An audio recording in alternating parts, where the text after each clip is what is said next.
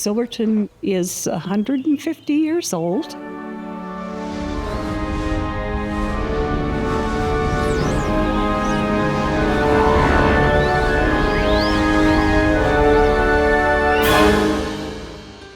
It was a pretty hard scrabble place to begin with because it was a very rugged county. What you saw in Silverton were tents and possibly a log cabin once in a while. Silverton originally was people looking for gold, and they actually found it, gold and silver and other minerals. And so the train was a result of that discovery of the valuable minerals, that they needed a way to transport it. So the railroad was critical to the development of early Silverton and to the development of the mining industry. By 1882, the train came to Silverton, and that made Silverton really the queen of the San Juans.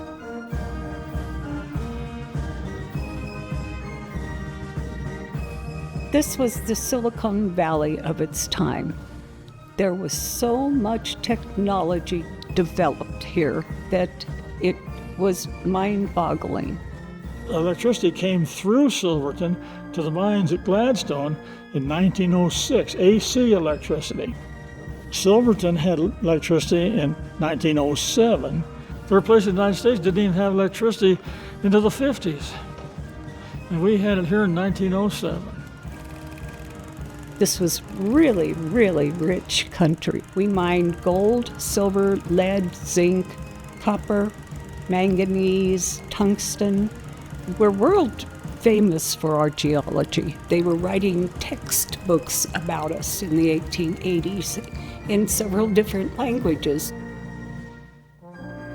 From what I could tell, the culture in Silverton, even in the 1970s, wasn't really any different than it was in the 1960s or 50s or 30s. A lot of the same families that, their grandfather had worked at the Shenandoah, and it was sort of a continuity of life in Silverton at that time. Growing up in Silverton in my teenage years and my younger years in the 60s, our days was filled outside in the sunshine playing baseball. In the winters, we'd be out there playing football in the snow. So we weren't ever indoors. Our parents would have to come out and yell for us to come in. I think everybody that grew up in Silverton, you have the mountains out your back door, so you can go out and enjoy them. Everybody, as soon as they could, found jobs working generally in the tourist industry.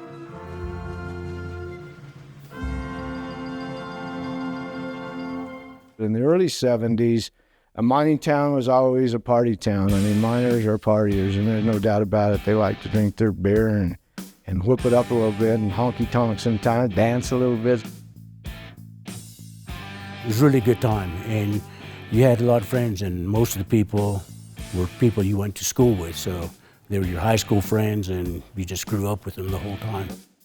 The buses from the mines came through the middle of town, and they stopped in the middle of every block, and the miners that had friends that drank at one bar at the Pride of the West got off there, and some got off at the Grand Imperial, and the next block had a bar, and the people got off down there, or the Miners Union. This place was hopping. It had lots of restaurants and bars. The tourism just made it even crazier during the summertime. I mean, it was a great place. Lots of people moved here and, started families, and everything was going along just fine. I got to be a part of one of the most historic things that ever happened in Silverton history, and that was when the mine shut down in 1991.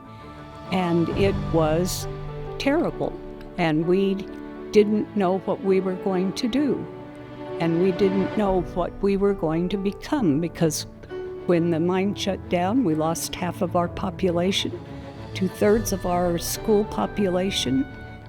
One of the best things about it was the fact that we had gorgeous scenery, so we could capitalize on that.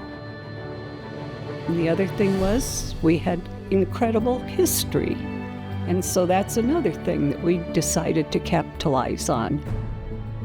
So Silverton has morphed into a completely different type of experience, particularly in the backcountry with all the vehicles. We sort of got discovered. We were one of the few mining towns in Colorado that hadn't been discovered, but we have been discovered now. And our property values have gone up like crazy. And we are seeing people move into our town. The new type of people came, and these were families, younger people. They weren't coming here, to retire. They were coming here because they liked the outside, they liked the small school, they liked the small town.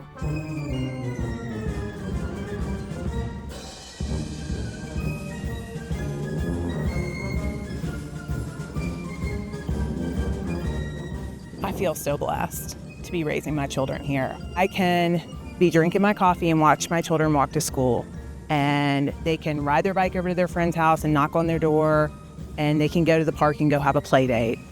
I think it harkens back to previous eras of raising kids where the kids have a lot more independence and responsibility.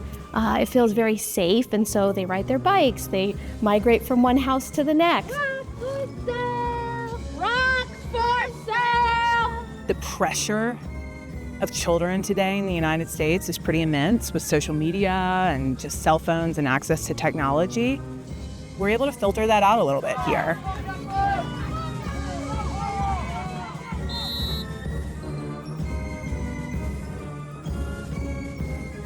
My kiddos are getting a private school education in a public school.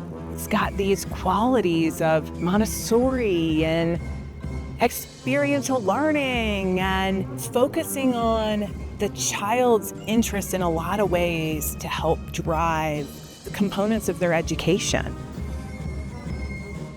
One thing that really drew me to this community is their passion for the outdoors. I think that is shared throughout our community, as well as this idea that we don't have to be cookie cutter. Everyone seems to have their own personality here, and it shines. I like to say that we're a lot of unicorns here. This is where the unicorns live.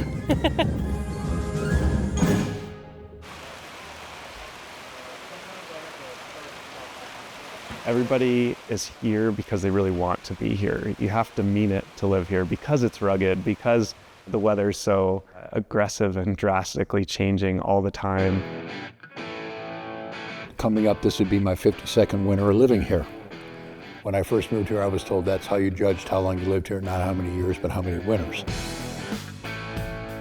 During the winter months, we have big events like ski joring, and then we also have Silverton Mountain and Kendall Ski Area to help us along with our winter economy. I love winter here. I love it. Kick sledding? Oh my gosh, where else does anybody else live in the country where you get to kick sled to like school or work or to the grocery store? Like, that is so fun and so unique to our town, and I just love it. I want to ski that, I want to ski that, I want to ski that, and I want to ski that. And also knowing when you're shoveling that like second or third foot of snow that all your neighbors are doing that too, and you're like helping each other out. Shoveling off your roof, somebody will come over and help you, you go over and help them, and I think that's what is great about it still. Silverton's economy has gone from mining's booms and busts to tourism to backcountry experiences, and now we're starting to kind of circle in and figure out, like, what does Silverton have to offer folks?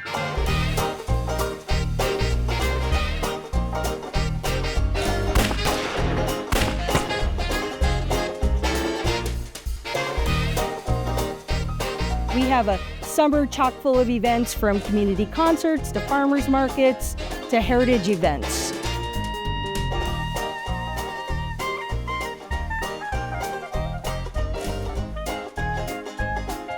Downtown Silverton in the summer is just full of tourists, smiling faces, and happy shop owners.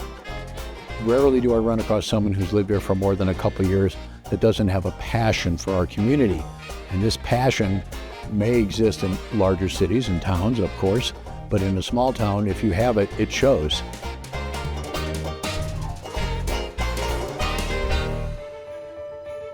The community is helpful, it's kind, it's compassionate. We all want to see it thrive. We're all in it together. It's kind of like we're all in this boat. And we might not always agree, we might have differences, we might be paddling this way and then paddling that way, but ultimately we have to figure out how to paddle together. The Silverton community recently came together and adopted the Silverton Master Plan. It was a project that brought everyone from old to new to make that decision of who we are and where are we headed. And this guiding document is going to give us the next 10 years of clear direction. It's about all of us. And I keep this in my wallet because it really is. It's about the town, it's about the community, it's about all of us.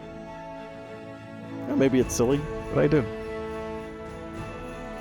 One of the things I'm most excited about is really seeing Silverton's next generation step into leadership roles. There are a lot of new people on the Board of Trustees. There's a lot of fresh faces in Town Hall, and just really seeing the empowerment of this future generation taking the lead, I find very exciting.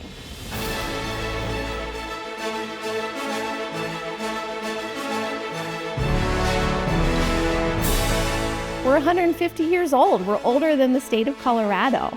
So I see a future that continues to honor that while creating space for newcomers and folks that might be coming back.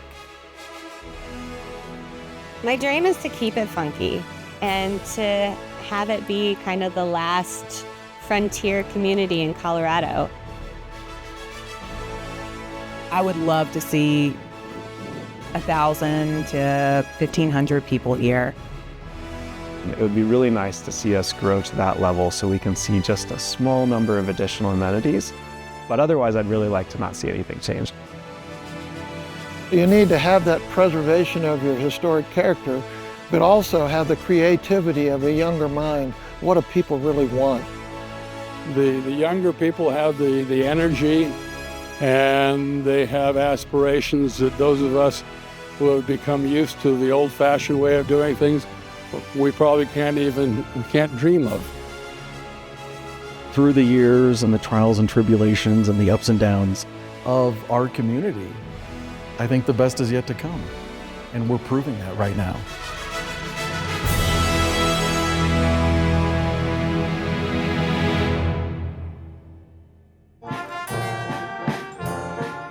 Happy birthday, Silverton! Happy anniversary and hopefully another 150 years.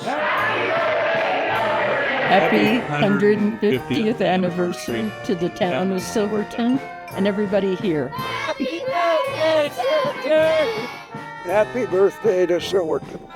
I can't tell you how happy I am to be here to celebrate the 150th birthday of Silverton, Colorado. I wish the town of Silverton a very happy 150th birthday. I want to wish the town and this community a very special 150th. I want to wish the town of Silverton and everyone in it a very, very wonderful and happy 150 years. Silverton, happy 150th birthday. Happy birthday, Silverton! I want to wish the town of Silverton a happy 150th birthday. Happy birthday, Silverton!